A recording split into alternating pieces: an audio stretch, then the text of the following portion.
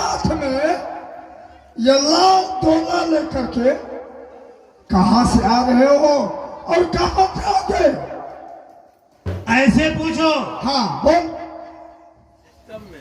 मैं कहां का रहने वाला हूं? क्या? कड़क से मत कहना, नहीं तो कसम भवानी का इसी जंगल में गाड़ दूंगा। इसका मतलब तुम बहरा नहीं हो? बहरा नहीं। मैं तो सोचा जोर से बोलूंगा तो सुनेगा।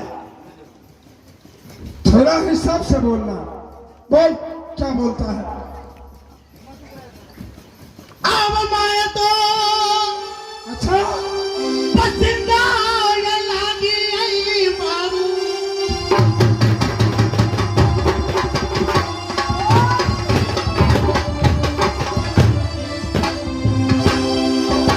रुक जाओ।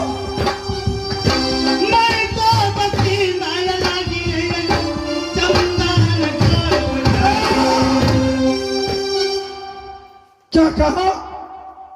चंद्रगढ़ी का? हाँ। नाम क्या कहा? मेरा घर चंद्रगढ़ी पड़ता है। चंद्रगढ़ी? नाम क्या है तुम्हारा? अरे मेरा नाम कौन नहीं जानता है? मेरा ही नाम चांद सिंह है। ओ तुम्हें चांद सिंह? दिल्ली का याद है तुमको? लागत तमाचा तो 7 कोस में जाकर के गिरा था।